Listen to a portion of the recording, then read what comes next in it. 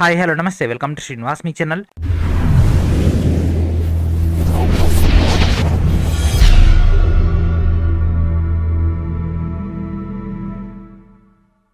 ఈరోజు ఈ వీడియోలో మనం ఆర్ఆర్సీ గ్రూప్ డి 01 ఆఫ్ 2019 సంబంధించినటువంటి ఫీ రీఫండ్ యొక్క ప్రాసెస్ అనేది స్టెప్ బై స్టెప్ అయితే మీకు ఇక్కడ క్లియర్గా ఎక్స్ప్లెయిన్ అయితే చేయడం జరుగుతుంది. కాబట్టి వీడియోని చివరి వరకు చూడండి. అండ్ అదేవిధంగా ఫర్గాట్ రిజిస్ట్రేషన్ నెంబర్ అండ్ అదేవిధంగా హెల్ప్ డెస్క్ లాంటి ఎడిషనల్ డేటాను కూడా మనం ఇక్కడ డీటెయిల్గా చెక్ చేద్దాం. కాబట్టి వీడియోని ఎక్కడ కూడా స్కిప్ చేయకండి. స్కిప్ చేస్తే మీరు మిస్టేక్ చేసే అవకాశం ఉంటుంది.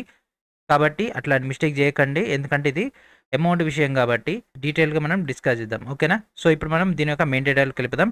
సో ఈ యొక్క ఫీ రిఫండ్ ప్రాసెస్ స్టార్ట్ చేయడానికంటే ముందు మీరు గ్యాదర్ చేయాల్సినటువంటి ఇన్ఫర్మేషన్ ఒకటి ఉంది.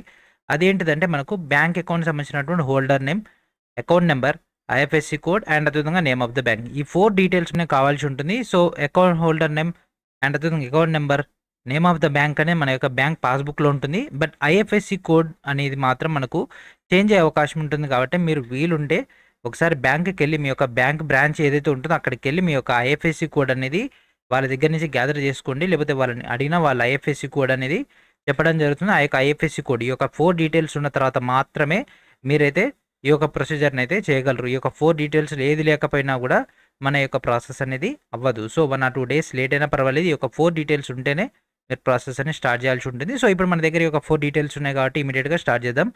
అండ్ వన్ మోర్ థింగ్, వీళ్ళు చాలామంది కూడా ఒక డౌట్ ఉండొచ్చు. సార్ మేము ఆల్రెడీ లాస్ట్ టైం ఎంటర్ చేసినటువంటి బ్యాంక్ అదే ఉంది, సేమ్ అదే బ్రాంచ్ అదే లొకేషన్లో ఉంది, ఐఎఫ్ఎస్సి కోడ్ కూడా మారలేదు, మేము డేటా ఎంటర్ చేయాలన్నా అంటే ఎస్ డెఫినెట్లీ ఎంటర్ చేయాలి. ఎందుకంటే ఓల్డ్ డేటా మొత్తాన్ని కూడా రిమూవ్ చేయడం జరిగింది. ఎందుకంటే గతంలో మనకు ఆ యొక్క డేటాని టాలీ చేసుకోమనేవాళ్ళు, అంటే దీంట్లో అన్ని కరెక్ట్ ఉన్నాయా లేకపోతే మిస్టేక్ ఉంటే చేంజ్ చేసుకోండి అని. బట్ ఈసారి మాత్రం మొత్తం అందరు కూడా డేటా అనేది కొత్తగా ఎంటర్ చేయాల్సి ఉంటుంది. ఇలా చేసినటువంటి టైం నుంచి ఇప్పటివరకు కూడా బ్యాంకులో ఎట్లాంటి మార్పులు లేనప్పటికీ మీరు రీఎంటర్ అయితే చేయాల్సినటువంటి అవసరం అయితే ఉంది. ఓకేనా? సో ఇప్పుడు మన దగ్గర ఒక 4 డీటెయిల్స్ ఉన్నాయి. అండ్ ఇప్పుడు మనం స్టెప్ బై స్టెప్ అయితే వెళ్ళిపోదాం. ఓకేనా? అండ్ ఇక్కడ కనిపిస్తుంది కదా RRC 01 ఆఫ్ 2019 లెవెల్ 1 అని. సో డైరెక్ట్ దీనిపైన క్లిక్ చేసిన తర్వాత మనకి ఈ విధంగా రావడం జరుగుతుంది.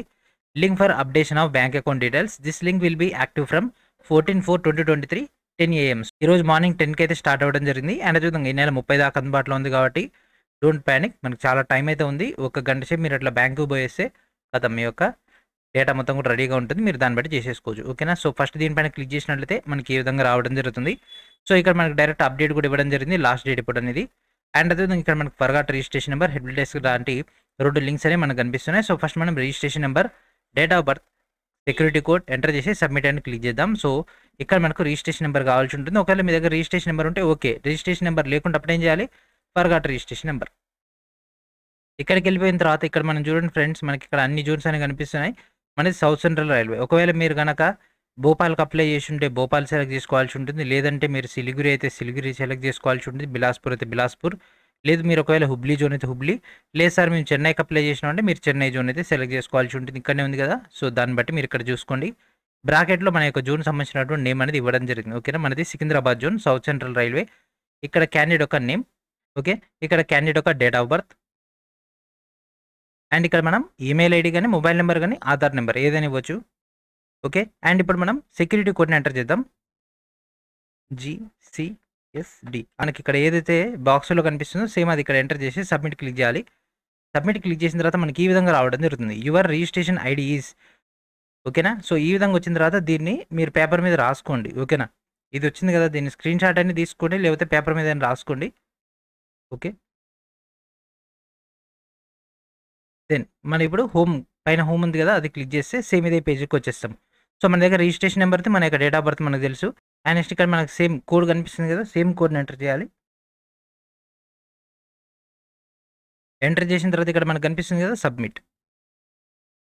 సో క్లిక్ చేసిన తర్వాత మనకు direct mobile number, Aadhaar number అన్ని కనిపించడం జరుగుతుంది. అండ్ దాని తర్వాత మనకి ఇక్కడ కనిపిస్తుంది కదా account holder name, account number, IFSC code, name of the bank. So ఈ యొక్క 4 డీటెయిల్స్ ఫిల్ చేసిన తర్వాత ఇక్కడ కనిపిస్తుంది కదా టిక్ బటన్, క్లిక్ చేయగానే మనకి ఈ విధంగా టిక్ వచ్చేస్తుంది.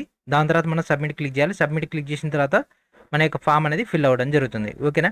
అండ్ దాంతోపాటు ఇప్పుడు మనం హెల్ప్ డెస్క్ యొక్క డేటాను చూద్దాం. ఇక్కడ కనిపిస్తుంది హెల్ప్ డెస్క్. సో డైరెక్ట్ దీనిపైన క్లిక్ చేసినట్లయితే మనకి ఈ విధంగా రావడం జరుగుతుంది. అండ్ ఇక్కడ registration number, email ID, quarry. ఒకవేళ మీకు కనుక ఏదైనా డేటా అక్కడ కనిపించకపోయినా, ఒకవేళ మీరు ఎగ్జామ్ రాసి కూడా మీకు అక్కడ మీ యొక్క డేటా కనిపించకపోయినా మీరు ఇక్కడ నుంచి క్వారీ రైజ్ చేయొచ్చు.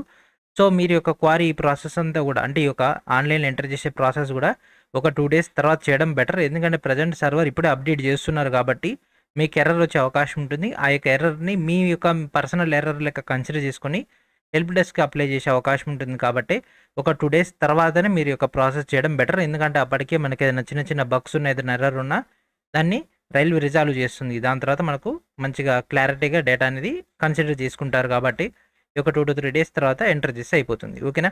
సో ఇది ఫ్రెండ్స్ ఈ రోజులో మనకి ఒక ప్రాసెస్ అయితే స్టార్ట్ అయిపోవడం జరిగింది. మీ యొక్క రిజిస్ట్రేషన్ నెంబర్ మిస్ అయినా లేకపోతే మీ యొక్క డేటా లేకపోయినా మీరు ఇక్కడి నుంచి అయితే ఈ వీడియోలో చెప్పినటువంటి విధానం ద్వారా మీరు చేసుకుంటే సరిపోతుంది. ఓకేనా?